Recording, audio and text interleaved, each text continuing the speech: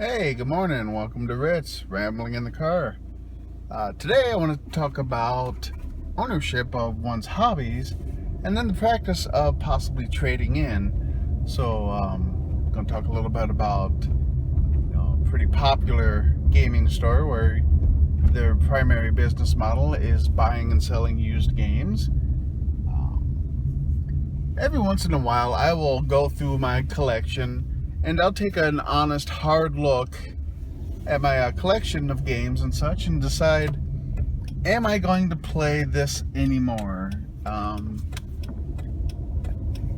39 and having moved entirely too much across the country, I have developed a rather thick skin as far as my collection goes, in that I don't care about it.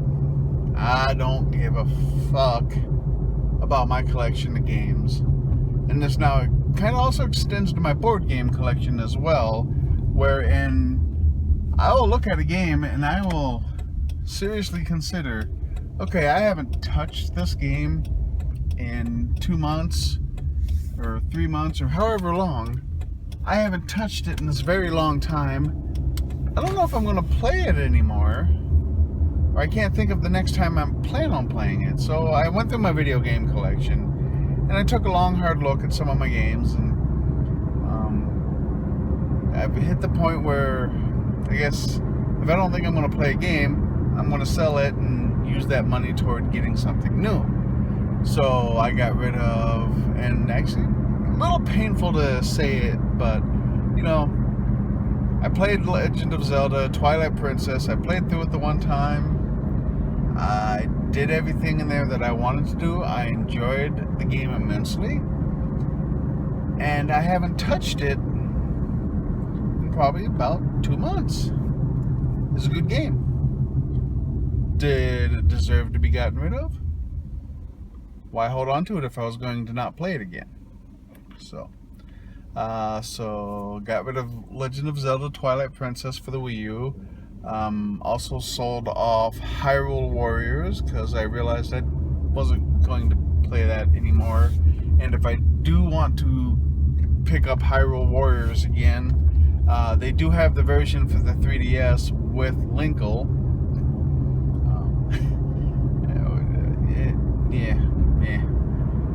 Got rid of Diablo 3 for the PlayStation 4 because I have a computer now that it doesn't crash on. So if I'm going to play it there, I'll play the superior version. Sorry, console players, but the things you can do on a PC that you cannot do on a console, and I have a very nice PC, built it earlier this year. I talked about it in prior videos. So also got rid of The Witcher 3 because they're doing the Game of the Year edition next month. So somewhere down the line, I'll most likely pick that up and play through it again, because that was Witcher 3 Wild Hunt was a fantastic game, and I will want to play more of that, and especially the DLC content. Any excuse to go through and play that game again, I'll be on board. That was definitely a game worth grabbing. Also got rid of Shadows of Mordor for PS4. It was the base original game.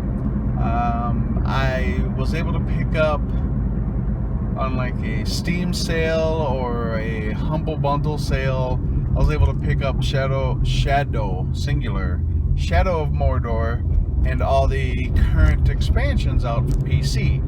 Again, I don't want to bang this PC Master Race drum. I don't actually believe that, because there are titles and there are games and there are experiences that are better by far on console. But if I already have the game on 2 different systems, and one system has the potential to give me more options in how I play, I'll cut that cord. And it's purely, these are now Diablo 3 and Shadow of Mordor, and eventually Witcher 3 will all be digital titles available on Steam. So I'm okay with that. I mentioned a little bit ago about moving. I moved to the point where it gets to be a real pain in the ass to haul around these boxes of games. I don't see myself doing the home ownership thing. Too much upkeep. I don't have the knowledge. I don't make the money. And to be honest, I don't care if I'm paying somebody else for their space, because then they're responsible to come take care of shit when it breaks. And I lived with a fantastic friend at his place, and I got to see all the not fun stuff of home ownership. Apartment isn't all that great. You're gonna have shit happen. You have to rely on everybody else in the apartment complex not being a total douchebag and burning your building down. We've already had 2 separate incidents of the fire alarms going off at my apartment complex. Both of them right near the time for me to go to work, too. That kind of sucked a lot. Anyway, so back to the topic at hand about game ownership and product ownership. And I've done this with my board game collection, too. One of my favorite stores has had what they call member buy, sell, and trade nights, where you can bring in board games and you slap a price on it. So you take in your board games that you no longer want, you put prices on them, and depending on if you want to actually get rid of it or if you want to just see if somebody will buy it, depending on your price.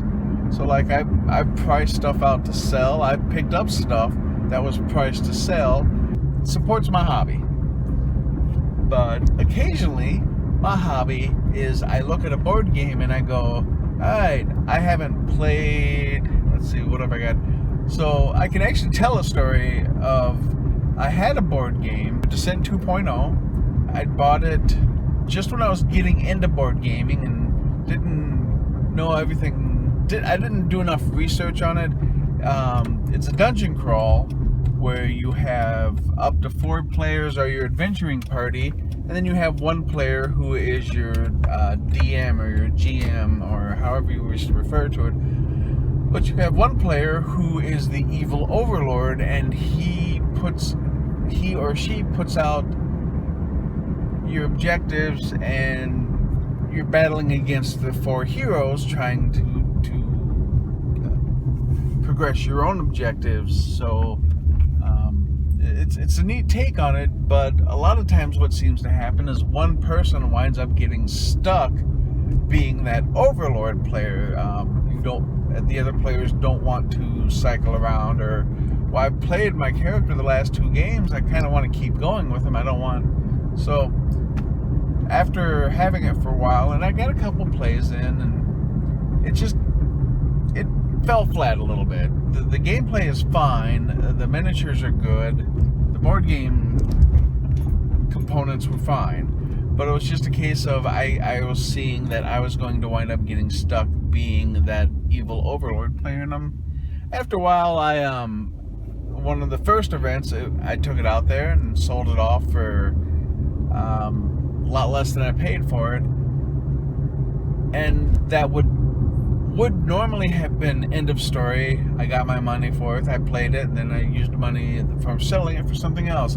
However, Fantasy Flight came out with an app for Descent that basically takes over that overlord role, and it creates an opportunity to play Descent with your friends, with somebody, computer opponent running all the shots, or you could even do it solo. And to be honest, since that app has come out, I have been a little disappointed and upset that I've sold Descent. Had I known that app was coming out, I would have kept it. But live and learn. And now Fantasy Flight has put out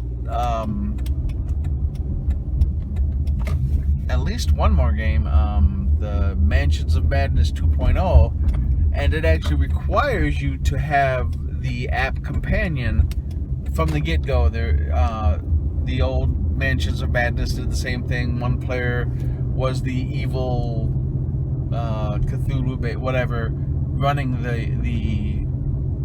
the antagonist side of the game, and then your friends or the other players would be the protagonists and the heroes and the detectives and the investigators. But now 2.0 has come out, and it has basically stated that this app is required.